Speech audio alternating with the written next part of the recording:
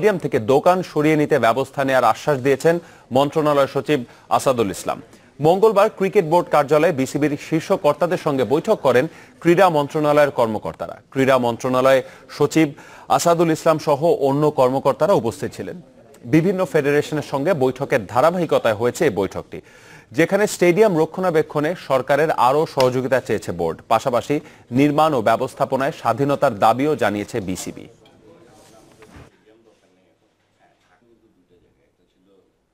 এই একটা পার্টিকুলার স্টেডিয়ামে যদি ধরেন 150 মতো গ্রাউন্ডসম্যান আছে, তারপরে আপনার ক্লিনার আছে 150 মতো, ঠিক আছে। এই জিনিসটাও ওনাদেরকে বললাম যে শুধু স্টেডিয়াম করলে হবে না, মেনটেন কিভাবে করবেন, বাজেটে যেন ওইটাও অন্তর্ভুক্ত থাকে। আমাদের যে টোটাল যে ক্রিয়া বাজেট আমরা যেটা পাই সেটা অত্যন্ত অপ্রতুল। আমি তথ্যগুলি এখান থেকে সংগ্রহ করে নিয়ে গেলাম এবং এখানে আমি মন্ত্রণালয়ে যে বসবো এবং এই বিষয়গুলি আমরা অবশ্যই দেখব।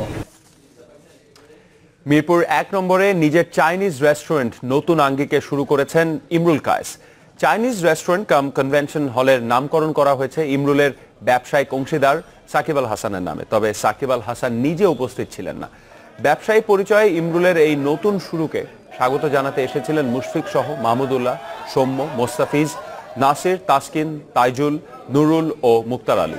ইমরুলকে শুভকামনা জানিয়েছেন মাশরাফি বিন মোর্তাজা।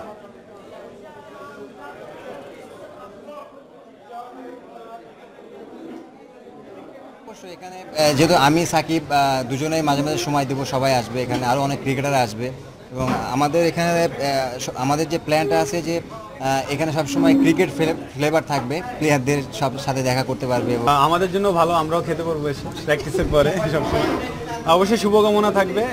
যদি এটা আগে ওপেন করেছিল, নতুন করে আবার করলো, সেটা হচ্ছে হয়তো বা চাইনিজ ফুড ওপেন করেছে। অবশ্যই শুভকামনা থাকবে আমার না, আমাদের পুরো টিমের পক্ষ থেকে। অস্ট্রেলিয়ার ক্রিকেট সমস্যা আর অ্যাশেজের অনিশ্চয়তা গড়িয়েছে দেশ দুটির সরকার প্রধানের আলোচনায়। সমস্যা সমাধানে দুপক্ষকে ছাড় দেওয়ার আহ্বান জানিয়েছেন ক্রিকেট অস্ট্রেলিয়া বোর্ড সদস্য মার্ক টেলর। এই প্রথম বোর্ডের কোনো কর্মকর্তার কাছ থেকে এলো ছাড় দেওয়ার আহ্বান। Toss, choose, bat, surround, attack, defend, sledge, dare, sledge, bounce, hit, crash, fly.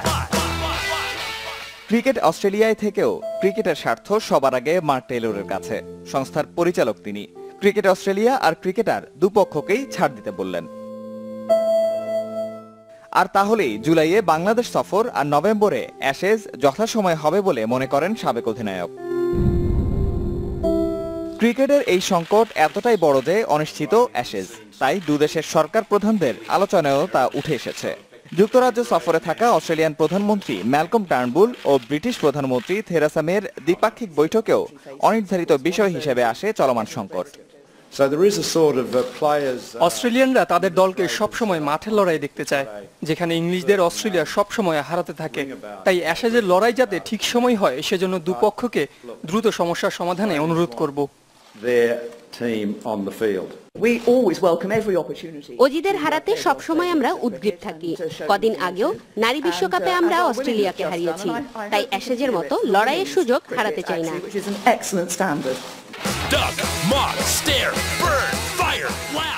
Mark টেইলরের কথা আর দু প্রধানমন্ত্রীর আহ্বান কতটা বরফ গলাতে পারবে এই সংকটে? নিয়ামতুল্লাহ বাবু, চ্যানেল 24। নাটক চলছে ভারতের কোচ নিয়োগ নিয়ে। রবি শাস্ত্রীকে কোচ ঘোষণার কয়েক ঘন্টা পর তা অস্বীকার করেছে বিসিসিআই।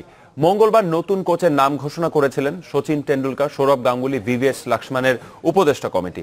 তখন জানানো হয় 2019 বিশ্বকাপ পর্যন্ত দায়িত্বে থাকবেন শাস্ত্রী। অধিনায়ক বিরাট কোহলির সাথেও পরামর্শ করে কোচ চূড়ান্ত হয়। কিন্তু কয়েক ঘন্টা পর বোর্ডের ভারপ্রাপ্ত সচিব অমিতাভ চৌধুরী জানান, উপদেষ্টা কমিটি এখনো বোর্ডকে আনুষ্ঠানিকভাবে কিছু জানায়নি।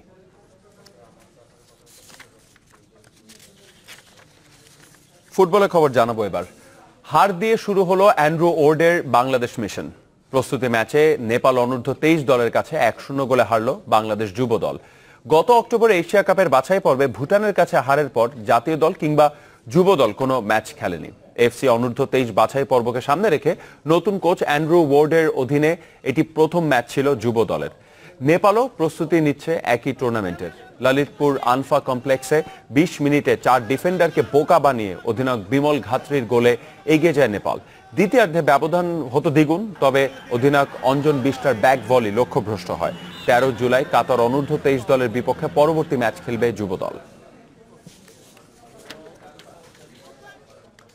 ব্রাদার্স ইউনিয়নে শুরু হলো ইটালিয়ান কোচের অধ্যায়। সকালে ইউএফা প্রো লাইসেন্সধারী জিওভানি স্কানুর সাথে চলতি মৌসুমের জন্য চুক্তি করে ক্লাব কর্তৃপক্ষ।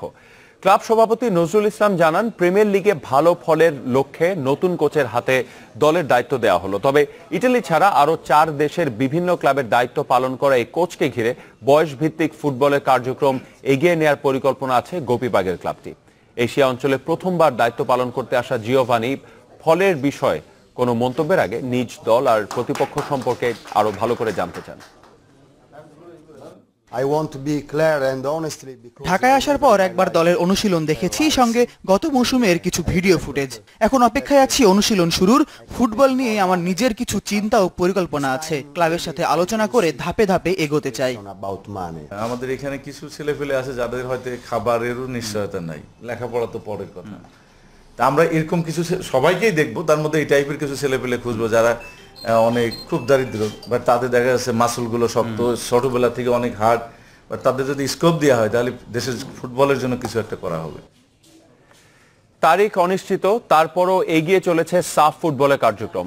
একাধিক ভেন্যু নয়, শুধু ঢাকাতেই হবে টুর্নামেন্ট। ঢাকায় সফররত মার্কেটিং প্রতিষ্ঠান লগার্ডিয়ার স্পোর্টসের প্রতিনিধি দল এর সঙ্গে সাফ ও ফুটবল ফেডারেশনের কর্মকর্তাদের বৈঠকে এমন সিদ্ধান্ত হয়েছে।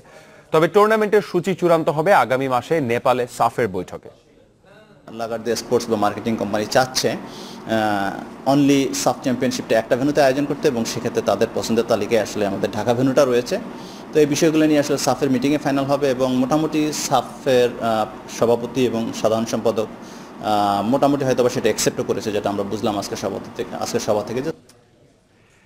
দ্বিতীয়বারের মতো বহিষ্কারাদেশ কাটিয়ে জাতীয় দলে ফিরলেন রাসেল মাহমুদ জিমি। সিলেকশন কমিটির ইচ্ছার পরিপ্রেক্ষিতে ফেডারেশন সভাপতি স্ট্রাইকারের অনির্দিষ্টকালের নিষেধাজ্ঞা তুলে নেন। নিষেধাজ্ঞা ছিল বিদেশে ঘরোয়া লীগ খেলার ক্ষেত্রে। ফেডারেশনের সিদ্ধান্তের বিপরীতে মে মাসে সভাপতির অনুমতিতে জার্মানি গিয়েছিলেন রাসেল মাহমুদ জিমি। জাতীয় দলের ক্ষেত্রেও ঘটল একই ঘটনা। জিমির নিষেধাজ্ঞার যে সিদ্ধান্ত নিয়েছিল ওয়ার্কিং কমিটি, তা আরও একবার থমকে গেল। নির্বাচক কমিটি চায় দেশের স্বার্থে স্টিক হাতে নামবেন জিমি, যাতে সায় দিয়েছেন ফেডারেশন সভাপতি। অথচ ওয়ার্কিং কমিটিতে যারা ছিলেন তাদের অনেকে আছেন নির্বাচক কমিটিতে। স্পষ্ট হলো পরস্পর বিরোধী আচরণ। সিজির ব্যাপারে আমি দেখলাম সিলেকশন কমিটি ইয়ে করছে এবং এটা প্রেসিডেন্ট সাহেব সই করে দিচ্ছেন। হ্যাঁ, 4 জন কমিটি তাকে সাসপেনশন দিয়ে রেকমেন্ড করছে। এই 4 জনই সিলেকশন কমিটি আবার জিমির নাম দিচ্ছে। জিমি ছাড়া সবাই জয়েন করেছে, তো জিমিরও অ্যাপ্রুভাল যেটা মাননীয় সভাপতি দেওয়ার কথা ছিল সেটাও দিয়ে দিয়েছেন, এবং হয়তো জিমি আজকালকের মধ্যেই ক্যাম্পে জয়েন করবে। এদিকে খেলোয়াড়রা খুশি দেশ সেরা স্ট্রাইকারকে পেয়ে। এশিয়া কাপের দল শক্তিশালী হলো মত মিমো অসীম গোপদের। অবশ্যই যদি আপনার সিনিয়র প্লেয়াররা থাকে ভালো টিমের জন্য, উনি যদি টিমের সাথে জয়েন করে আমাদের টিমে আরো অনেক ভালো হবে। যদিও ফেডারেশনের কাছে ক্ষমা চেয়ে লিখিত চিঠি দেননি রাসেল মাহমুদ। 2-1 দিনের মধ্যেই এর নিষ্পত্তি হবে বলে জানিয়েছে নির্বাচক কমিটি। হকি বিশ্ব লিগের দ্বিতীয় রাউন্ডে শৃঙ্খলা ভঙ্গের দায়ে নিষেধাজ্ঞার খড়গ নেমেছিল জিমির ওপর। আশরিক রুদ্র, চ্যানেল 24, ঢাকা। একটা বিরতি নিব আর ফিরে এসে দেখবেন। উইম্বলডনের সেমিফাইনালে নোভাক জকোভিচ কোয়ার্টারে হারালেন মানারিনোকে।